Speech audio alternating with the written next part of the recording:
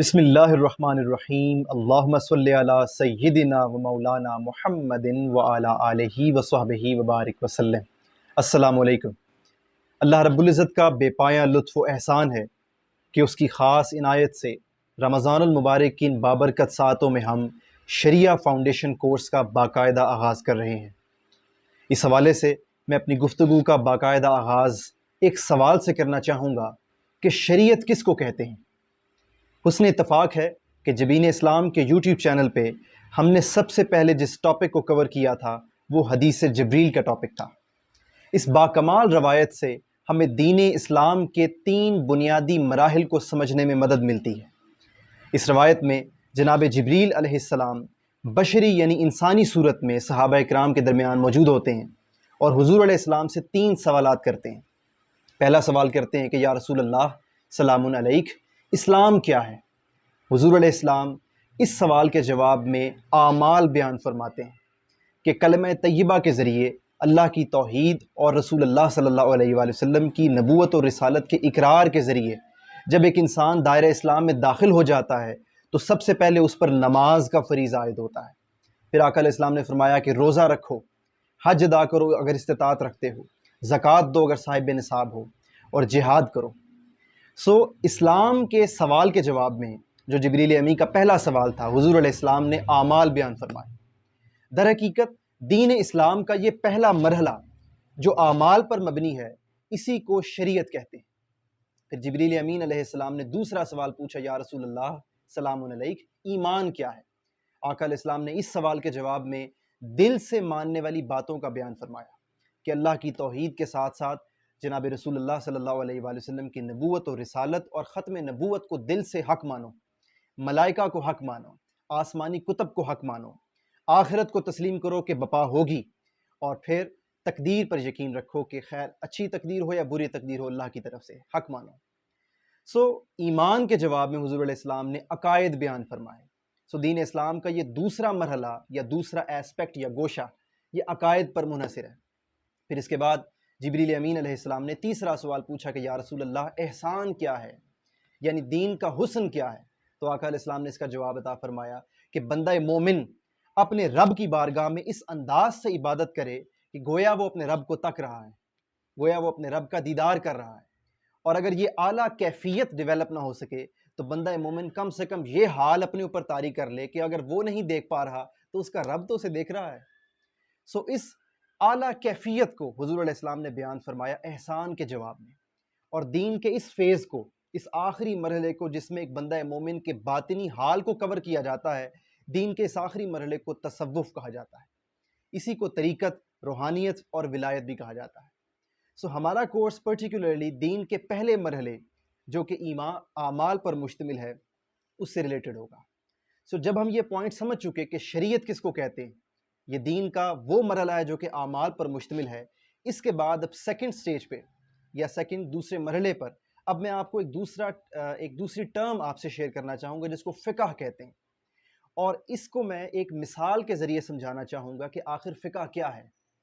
اس کی مثال کچھ یوں لیجئے کہ قرآن مجید میں اللہ رب العزت نے متعدد بار باکمال عبادت نماز کی فرضیت کا ہمیں حکم دیا ہے، ہمیں تلقین فرمائی ہے کہ نماز قائم کرو، اقیم الصلاۃ، مگر باری تعالیٰ نماز کیسے قائم کریں، اس کا جواب یعنی نماز کا طریقہ کار کیا ہوگا اور میتھڈالوجی کیا ہوگی، اس کا جواب قرآن مجید میں واضح طور پر مینشنڈ نہیں ہے۔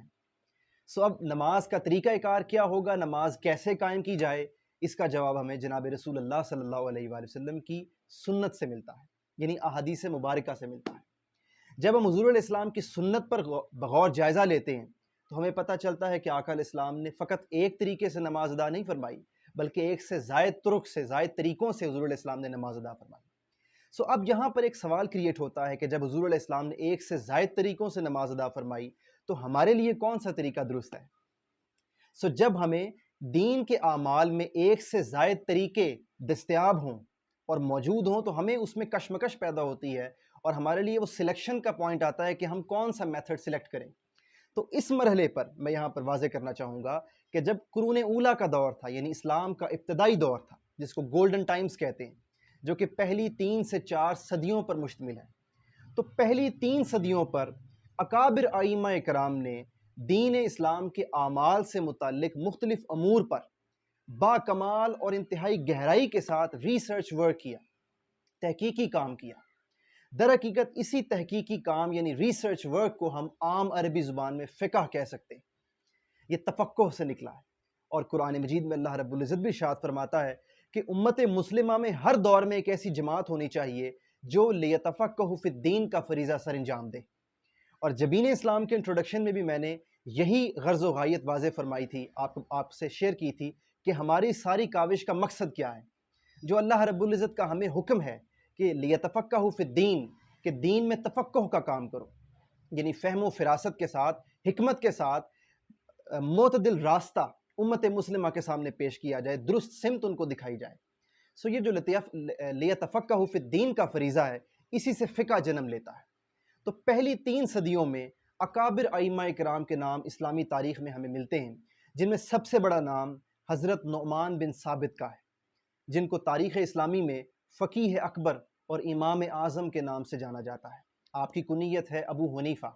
سو امام اعظم ابو حنیفہ، جن کا وصال ہوا 150 ہجری میں، یعنی 150 ہجری میں آپ کا وصال ہوا، تو آپ نے گویا دوسری صدی ہجری میں دین اسلام پر تحقیقی کام کیا، ریسرچ ورک کیا۔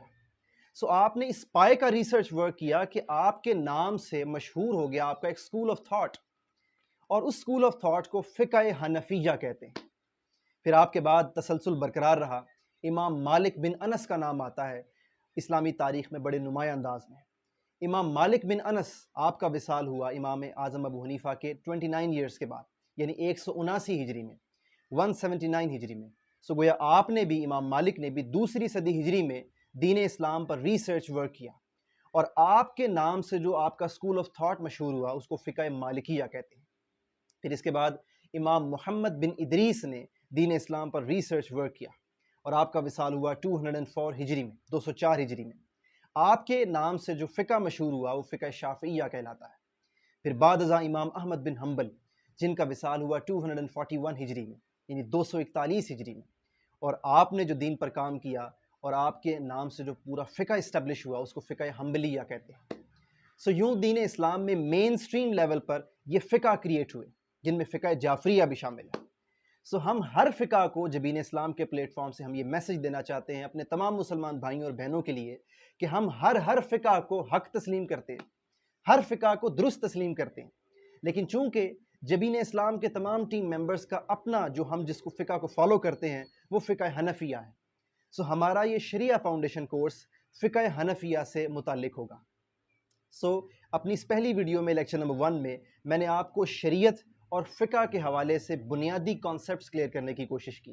امید کرتا ہوں کہ آپ کو ہماری یہ بات سمجھ آئی ہوگی۔ اگر کوئی پرابلم اس میں رہ جائے یا کوئی آپ کا کویشچن ہو تو آپ کمنٹ سیکشن میں جا کے بھی ہم سے کویشچن پوچھ سکتے ہیں۔ ہم حتی الامکان کوشش کریں گے کہ آپ کو سیٹسفائی کیا جائے، آپ کے کویشچنس کو انٹرٹین کیا جائے۔ والسلام علیکم۔